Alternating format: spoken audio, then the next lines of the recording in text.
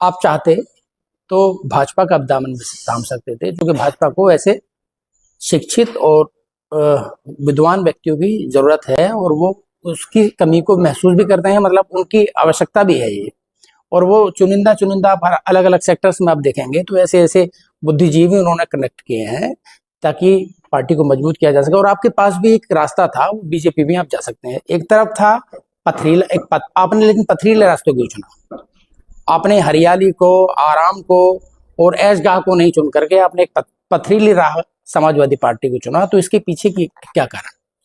Sir, पहले तो मैं अपने इतिहास के बारे में बताना चाहूंगा कि संघर्ष रहा है अब तक, और संघर्ष का रास्ता अच्छा होता है। पथरीला रास्ता आप चुनते हैं कि वो दुखदाई होता है, मंजिल के मायने हैं अपने। दूसरी बात कि मेरे जैसे इंटेलेक्चुअल्स या मुझसे ज्यादा इंटेलेक्चुअल्स लोगों को बीजेपी आप कह रहे हैं कि स्पेस दे रही है, मुझे नहीं लगता। आप कंटेंट क्रिएटर्स को अवार्ड दे रहे हैं, आप नाचने गाने वालों को अवार्ड दे रहे हैं, देश के प्रधानमंत्री उन लोगों को अवार्ड दे रहे हैं जिनका कोई मतलब नहीं बनता। मतलब आप एक्सपोजर उन लोगों को दे रहे हैं जिन्होंने सोसाइटी कुछ और सिखाया है।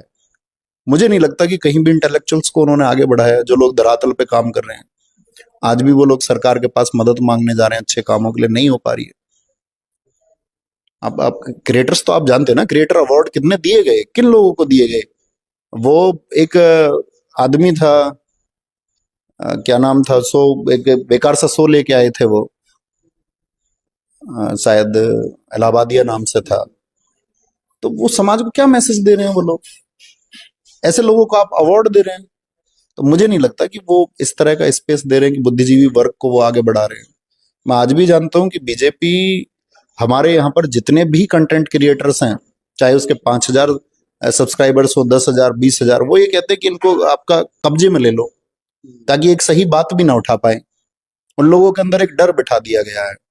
तो उन्होंने बुद्धिजीवी वर्ग को उठाने का संकल्प नहीं लिया हुआ है, उन्होंने लोगों को दबाने का एक संकल्प लिया हुआ है कि लोगों की आवाज कहीं ऐसा ना हो जाए कि वो ज्यादा बढ़ जाए, तो उसको नियंत्रित करके रखा जाए।